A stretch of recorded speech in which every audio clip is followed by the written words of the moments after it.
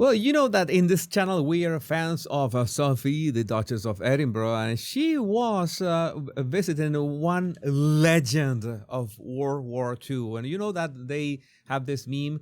They say that this meme that us men, we are either thinking about the Roman Empire, but I myself, I think about World War II way more than about the Roman Empire. Maybe it's me. So I see this kind of encounters, this kind of meetings really touching. A lovely photo of the Duchess of Edinburgh meeting Mr. James Jim Wren, a 105-year-old, wow, Royal Marines veteran at his care home in Salisbury today to hear his experiences.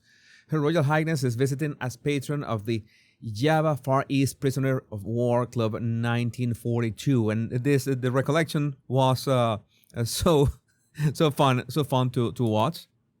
What attracted you to the Navy? Nothing attracted me to the Navy. I didn't want to the Navy. Fair enough. Yeah, that happens. I couldn't get into the 2-4 otherwise. Okay. They said go home and wait. So with that, I just give it up. And my mother's brother, he was an ex-Royal Marine and he'd been called on reserve. And he came home one weekend and he said, well, here people are still taking recruits, why don't you come along? I said, I'll come to you. Share the Navy with the Royal Marine Corps. Well, it's a really a wonderful anecdote. I'm going to see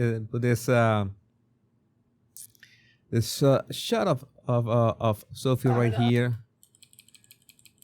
This let me see. Okay, this one. While I talk about Mr. James Jim Wren, the Royal Marines Association were lucky enough to secure a visit with former Royal Marine James Jim Wren. It was 5 years ago. He's truly an inspirational former Marine, and Jim and Margaret are the two epitome of the Corps family. It's an honor and a privilege to meet with them and talk about his experiences as a Japanese prisoner of war during the 1940s. Royal Marine Jim Wren was aboard HMS Repulse when it was sunk by Japanese bombers in 1941.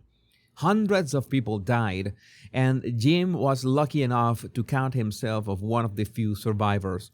He aligned himself with an army unit who were defending the British fortress of Singapore. Although valiant efforts were made to save the lives of hundreds of civilian men, women, and children, the Japanese had taken control of the routes, blocking their escape. Jim, along with others on board, were taken prisoner. The conditions in Japanese prisoner of war camps were atrocious, and many did not survive. Jim was a prisoner for 3.5 years. That's how you know this man is tough, like tough as nails. I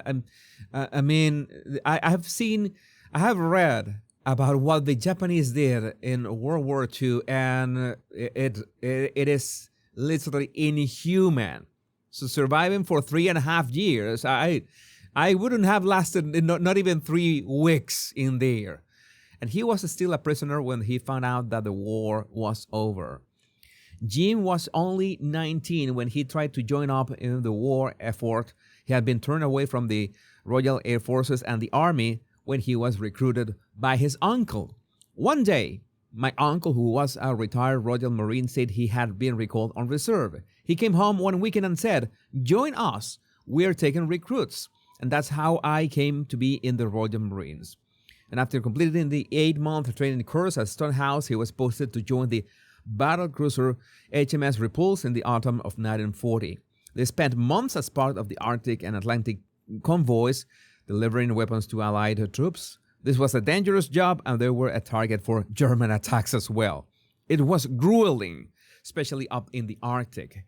The small ships we were with had a particularly tough time of it, but it was part of the job. So, sir, I think this is why Sophie is so glad and so happy to be with such a great man, part of so many great men who secure the present time. This is something that we need to be thankful for these men who gave their lives. So many of them gave their lives, and so many of them, well, withstood everything to secure peace and freedom. And to you, sir, we salute you. But I would like to know what you think about this in the comments. My name is Jesus Enrique Rosas. I'm the Royal Rogue.